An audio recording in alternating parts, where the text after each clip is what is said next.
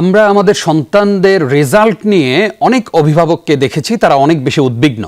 কিন্তু সেই সন্তান ঈমান হারিয়ে ফেলছে, সেই সন্তান বখাটে হয়ে যাচ্ছে, সেই সন্তান অবৈধ প্রেম করছে, সেই সন্তান মানুষ খুন করে ফেলছে, সেটা নিয়ে ততটা উদ্বিগ্ন হতে দেখি না, বরং তার অন্যায়কে অনেক সময় প্রশ্রয় দেওয়া হয়।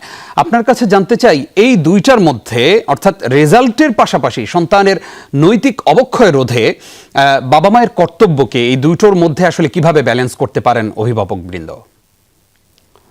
ধন্যবাদ আরেকটি অতি চমৎকার প্রশ্ন অবতারণা করার জন্য। আমাদের অনেক অভিভাবক তারা আমাদের সন্তানদের ক্যারিয়ার নিয়ে অনেক ভাবেন যে আমার সন্তান যদি অনেক বড় চাকরি করতে পারে, মাইক্রোসফটে চাকরি করতে পারে, ফেসবুক কর্পোরেশনে চাকরি করতে পারে, কিংবা দেশের বড় বড় কর্পোরেশনে বা সরকারের বড় কর্মকর্তা হিসাবে যদি তারা ক্যারিয়ার করতে পারে, এই জন্য তারা ফলাফলকে অনেক বেশি গুরুত্ব দেন এবং এক্ষেত্রে তারা কখনো কখনো নৈতিকতাও হারান। এটা উচিত না। এই দৃষ্টিভঙ্গি থেকে আমাদের ফিরে আসতে হবে। আমাদের সন্তানদেরকে সর্বপ্রথম যেটা করতে হবে, সেটা আমি শুরুতেই বলেছিলাম, তাকে মানুষের মতো মানুষ হতে হবে। মানে তাকে ভালো মানুষ হতে হবে, তাকে সত্যবাদী মানুষ হতে হবে, তাকে সৎ মানুষ হতে হবে, তাকে দক্ষ মানুষ হতে হবে। এই জন্য আমরা বলি দক্ষ মুখলেস।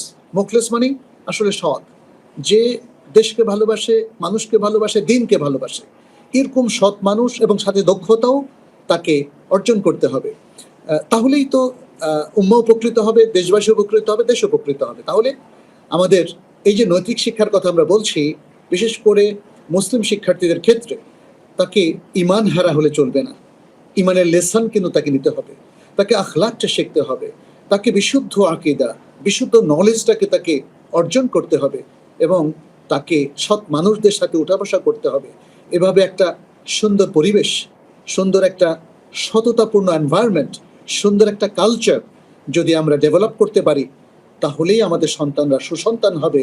মনে রাখতে হবে, অনেক ভালো রেজাল্ট দক্ষতাহীন অথবা দুর্নীতি সম্পন্ন এরা কোনোদিন দেশ, জাতি, সমাজের জন্য উপকার বয়ে নিয়ে আসতে পারবে না।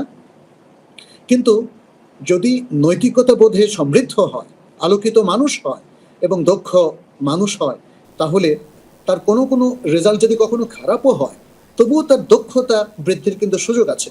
তাকে তার কর্মজীবনে যদি আমরা বেশি একটা ট্রেনিং, প্রশিক্ষণ দিতে পারি, তাহলে সে কিন্তু অত্যন্ত দক্ষ এবং সৎ মানুষে পরিণত হবে, সৎ মানব সম্পদে পরিণত হবে।